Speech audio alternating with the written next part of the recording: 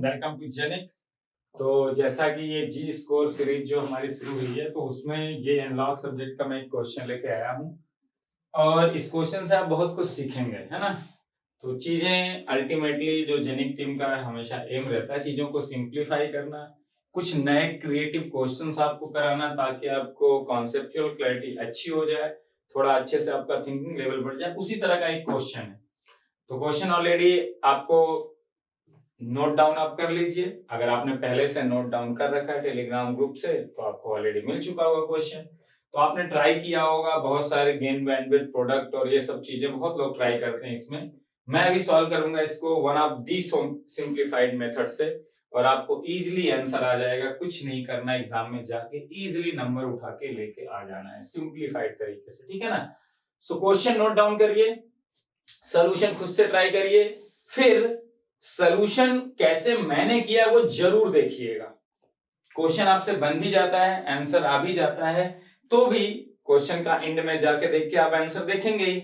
तो आंसर के साथ साथ प्रोसेस भी देखिएगा, क्योंकि आपने क्या प्रोसेस फॉलो किया, कितने सिंप्लीफाइड तरीके से किया और मैंने कितने सिंप्लीफाइड तरीके से किया। That is going to be game changer, है ना। चलो क्वेश्चन को पढ़ते हैं, आपने होप नोट डाउन कर लिया होगा। अब सॉल्व करते हैं, टू द पॉइंट बात करते हैं। In the given op-amp circuit, the open loop gain is given as, जो open loop है ना, ये open loop gain AOLS, वो S का फंक्शन है। जो open loop gain है is given as AOLS 10 to the power 4 upon S plus 20. Otherwise op-amp is ideal। बाकी सारे केसेस में op-amp आइडियल है। बस आइडियल op-amp का हमें पता होता था कि open loop gain इनफाइनाइट होता है, ओपन लूप गेन इनफाइनाइट होता है और इंडिपेंडेंट ऑफ यस होता है। अगर हम ध्यान से सोचें तो 10 to the power 6 या बहुत हाई गेन होता है एंड इंडिपेंडेंट ऑफ फ्रीक्वेंसी होता है। अगर आपको पता हो अच्छे से ओपैम्प आपने पढ़ा है, यस का फंक्शन आने का मतलब ये फ्रीक्वेंसी डिपेंडेंट है। यस को जे ओमेगा रख दो, ये फ्रीक्वेंसी डिपेंडेंट है, ठीक है। Otherwise op-amp is ideal. पूछा क्या है, ओपन लूप गेन यस का फंक्शन आ गया मतलब फ्रीक्वेंसी डिपेंडेंट हो गया, इन्फिनिटी नहीं है, आइडियल नहीं है। ओपन लूप गेन केवल आइडियल नहीं, बाकी सारी चीजें आइडियल है, मतलब इनपुट रेजिस्टेंस इनफाइनाइट है, बाकी जो भी चीजें आप पढ़ते हो, है ना।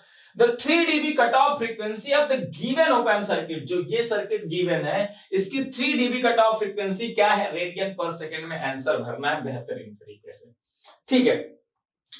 अब देखो क्वेश्चन यहीं से शुरू होता है। अब इसमें आप लोग ट्राई क्या करते हो, ओपन लूप गेन दिया है, चलिए ओपन लूप का गेन निकालते हैं, मैक्सिमम गेन, इसकी बैंडविड्थ निकालते हैं, क्लोज लूप गेन निकालते हैं, क्लोज लूप की बैंडविड्थ देख लेंगे, gain into bandwidth product constant कर देंगे। इतना सब कुछ लोचा करने के बाद आंसर निकाल दो। लेकिन ये गेन बैंडविड्थ प्रोडक्ट का जो कॉन्सेप्ट है ना, जो लोग आपको बताते हैं उनसे जाके पूछना, इसका डेरिवेशन प्रूफ करके पहले बताओ। क्योंकि कोई formula, if you are utilising some formulas, then you must be knowing the validity of that formula and derivation of that formula। अगर op-amp में आप लगा रहे हो तो op-amp में उस फार्मूले को पहले डिराइव करो, then only you can use that formula। तो ये कंपनसेटेड op-amp में ये सब चीजें आती हैं, लेकिन उसके कुछ पर्टिकुलर रिस्ट्रिक्शंस होते हैं, तब जाके वो फार्मूले यूज होते हैं, ऐसे नहीं यूज होते हैं। इसीलिए जो है गेन बैंडविड्थ प्रोडक्ट वाला जो आप रट्टा मार के बैठे हो बहुत लोग, और बहुत लोगों ने गेट के बुक में सोल्यूशन दे दिया है तो आपने भी उसको रट लिया है, वहां से कुछ आंसर सही आ जाते हैं, कुछ आंसर गलत आते हैं। इसलिए चीजों को सिंपल बनाओ और सिंप्लीफाइड तरीके से क्वेश्चन को सॉल्व किया करो। मैं इसको कैसे सॉल्व करूंगा, अब देखो मैं पहली चीज क्या देखता हूं, whether negative feedback is dominating feedback और नॉट। मेरा पहला सिंपल सा तरीका, देखो निगेटिव टर्मिनल पे फीडबैक है, आउटपुट से कुछ सैंपल लिया, निगेटिव टर्मिनल, तो निगेटिव फीडबैक प्रेजेंट है। पॉजिटिव फीडबैक है क्या, नहीं है।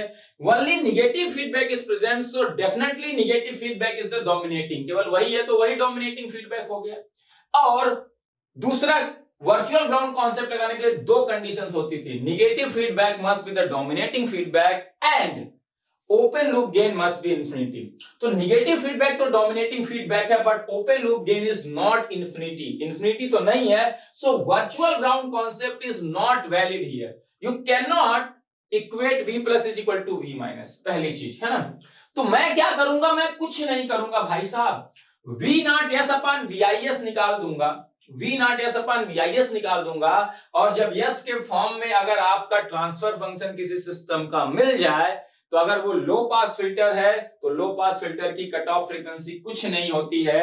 देखो ये लो पास फिल्टर है, लो पास फिल्टर में क्या होता है, केवल रियल पोल्स होते हैं, वो भी निगेटिव होंगे क्योंकि सिस्टम को स्टेबल होना, निगेटिव रियल पोल्स होते हैं, वो लो पास फिल्टर होता है। निगेटिव रियल पोल्स एक है तो first order low pass filter, दो निगेटिव रियल पोल्स है second order, third order, fourth order. तो ये ओपन लूप कॉन्फ़िगरेशन में जो ये ओपैम है वो एक लो पास फिल्टर की तरह बिहेव कर रहा है इस ओपन लूप गेन प्रोफाइल की वजह से। हाई पास फिल्टर में क्या होता है, हर एक रियल पोल के करस्पॉन्डिंग एक ओरिजिन पे जीरो होता है, तो वो हाई पास फिल्टर बन जाता है। जितने पोल्स होंगे उतने ऑर्डर का हाई पास फिल्टर हो जाएगा और हर पोल के करस्पॉन्डिंग एक जीरो ओरिजिन पे होगा, हर के करस्पॉन्डिंग जीरो पे ही ओरिजिन पे ही जीरो होगा, ठीक है। और लो पास फिल्टर में केवल आपके पोल्स होते हैं, सिंपल सी बात है।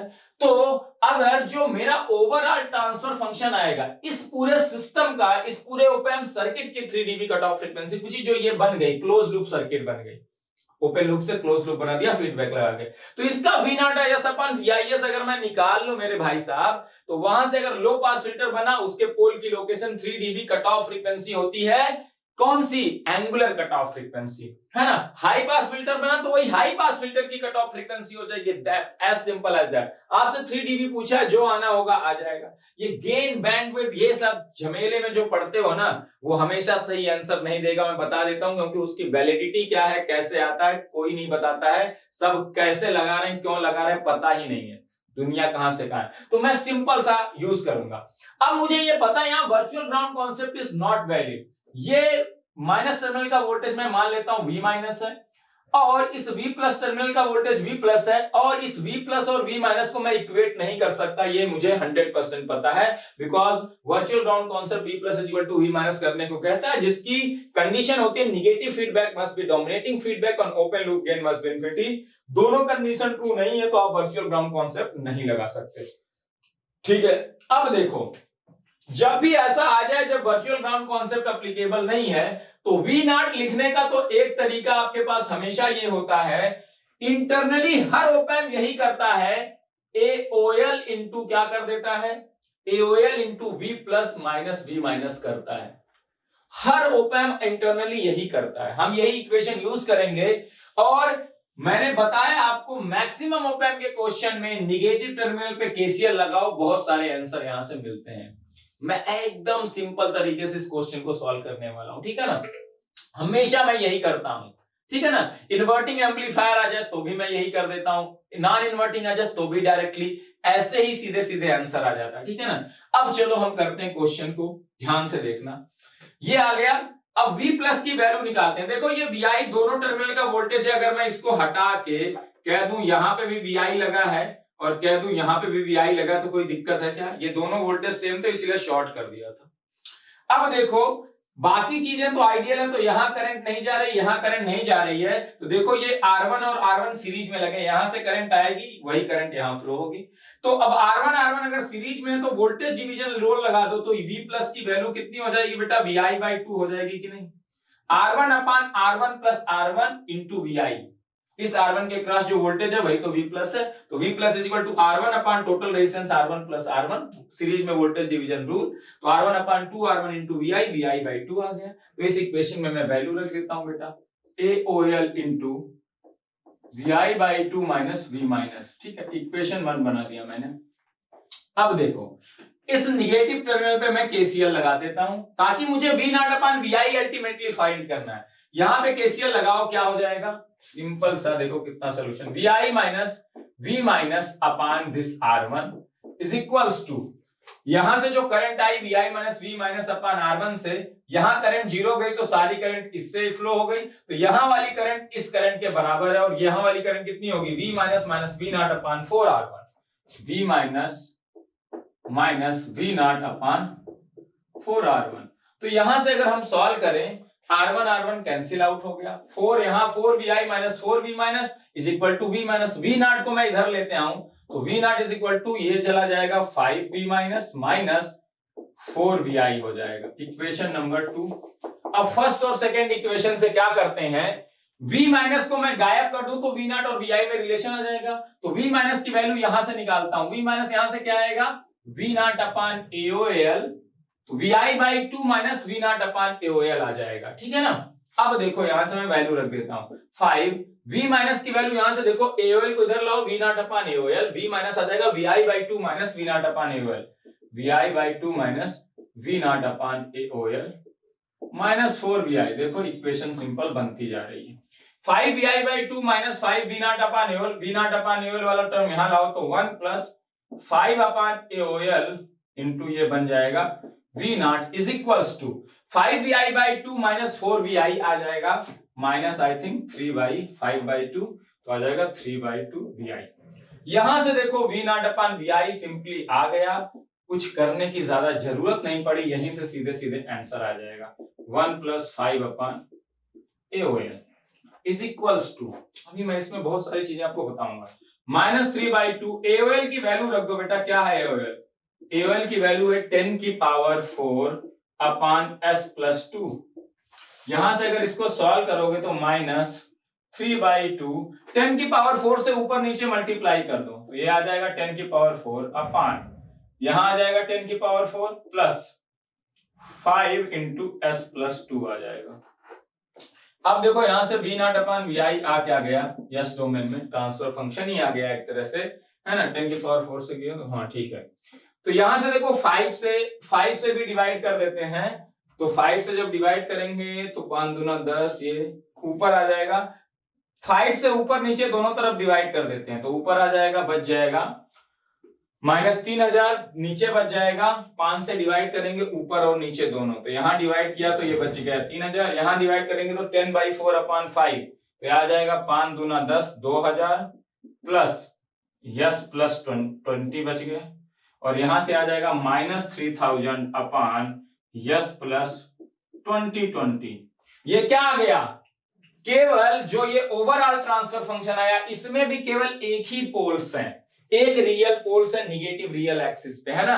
तो ये भी एक लो पास फिल्टर है, और लो पास फिल्टर की 3 dB कट ऑफ फ्रीक्वेंसी कुछ नहीं होती है, उसके पोल की लोकेशन का मैग्नीट्यूड होता है जो रियल पोल होता है रेडियन पर सेकेंड में। तो यहां 3 dB cut off frequency simply हो गई कितनी, पोल कहां पे -2020 पे है, उसी का मैग्नीट्यूड 2020 यहीं पे। रियल पोल होना चाहिए, निगेटिव रियल पोल है, माइनस साइन हटा दो, इतने रेडियन पर सेकंड हो गई 3 dB cut off frequency. Answer भर के आ जाते 2020 में हो और 2020 आंसर आ गया है ना, डेटा ऐसा सेलेक्ट किया गया था 2020 भर के आ जाते, पूरे के पूरे नंबर उठा लाते, और जो लोग गेन बैंडविड्थ ये वो देश का लफड़ा लगाते वो घूमते रहते, देश विदेश घूमते रहते, आंसर नहीं आता। इसी क्वेश्चन में एक चीज और मैं क्या कर सकता था, देखो यही क्वेश्चन और कैसे पूछा जा सकता था मैं बताता हूं आपको बड़े ध्यान से। ये आंसर जिसका आया था एकदम करेक्ट है, और इस तरह के गेट में क्वेश्चन आते हैं लेकिन लोग घूमते हुए करते रहते हैं, मुझे समझ में नहीं आता क्यों घूमते हुए करते रहते हैं, है ना। हमेशा जब भी ऐसा क्वेश्चन आए ट्रांसफर फंक्शन लिखो, पोल की लोकेशन ही होती है 3 dB cut off frequency. High pass filter है तो वो क्या होगी, lower 3 dB cut off frequency, और लो पास फिल्टर है तो अपर 3 dB cut off frequency, that's it, है ना। अब इसी क्वेश्चन में लेट से ये VI 0 होता, लेट से ये ग्राउंड होता, ये ग्राउंड कर देते, फिर कट ऑफ फ्रीक्वेंसी पूछते, जैसे इन्वर्टिंग एम्पलीफायर बना देते लेट से। ये अगर इसी क्वेश्चन में सब कुछ यही देते, कई लोग इसको गेन बैंडविड्थ प्रोडक्ट ये सब वो सब, ये लेट से ग्राउंड होता, ठीक है ना। और इसी क्वेश्चन में पूछा जाता कि 3 dB कट ऑफ फ्रीक्वेंसी बता दो, लेट्स से एक ही क्वेश्चन से मैं दो चीजें समझा दे रहा हूं, देखो कितना बेहतरीन चीज है, कितनी बेहतरीन। तो देखो यहां भी negative feedback is dominating feedback, yes, but open loop gain is not infinite, so virtual ground concept is not applicable. अगर ओपन लूप गेन भी इनफाइनाइट होता तो वर्चुअल ग्राउंड कॉन्सेप्ट एप्लीकेबल होता, तो ओपन लूप गेन इनफाइनाइट नहीं है तो finite है और फ्रीक्वेंसी का फंक्शन है, दैट्स इट। अब मुझे बताओ इन्वर्टिंग एम्पलीफायर, ये इन्वर्टिंग एम्पलीफायर है कि नहीं, ये R1 है और ये R2 है एक तरह से, ये एक इन्वर्टिंग एम्पलीफायर है जिसके इन्वर्टिंग टर्मिनल पे VI वोल्टेज लगा है और जिसका पॉजिटिव टर्मिनल ग्राउंडेड है। ये बाकी सब केसेस में आइडियल है, बस इसका ओपन लूप गेन क्या है, फाइनाइट है, तो इस केस में V नॉट अपॉन VI आप डायरेक्टली लिखना जानते हो। एक इन्वर्टिंग एम्पलीफायर का V not upon V I. Gain क्या होता है? Close loop gain. अगर ओपन लूप गेन इनफाइनाइट की जगह फाइनाइट हो जाए, इनफाइनाइट नहीं है तो वो फाइनाइट है, चाहे वो यस का फंक्शन हो चाहे एफ का फंक्शन हो, भैया मुझे क्या है, कितना हो जाता है minus R2 by R1। Ideal gain होता है वो कितना हो गया -4 upon 1 plus R2 by R1, 1 plus R2 by R1 हो गया 5 अपॉन क्या 1 plus R2 by R1 upon क्या AOL। यही होता है 1 प्लस R2 बाई R1, ये 1 plus R2 by R1 that is 5 upon AOL। ये होता ट्रांसफर फंक्शन। बेटा एक लाइन में आंसर लिख के आते और बाकी लोग पता नहीं क्या क्या बताते रहते हैं, क्या क्या करवाते रहते हैं, मैं समझ ही नहीं पाता हूं करते क्या है ना। यस प्लस 20, यहां से देखो ये आ जाता -4 अपॉन आपका 10 की पावर 4 से मल्टीप्लाई कर दो ऊपर नीचे, तो ये 10 की पावर 4 अपॉन 5 s प्लस 20 है ना। तो यहां फिर से 5 से डिवाइड कर दो, तो ये 5 से डिवाइड कर देते तो ये आ जाता -8000 है ना, क्योंकि 5 दूना 10, 2000, 2 चौके 8 है ना।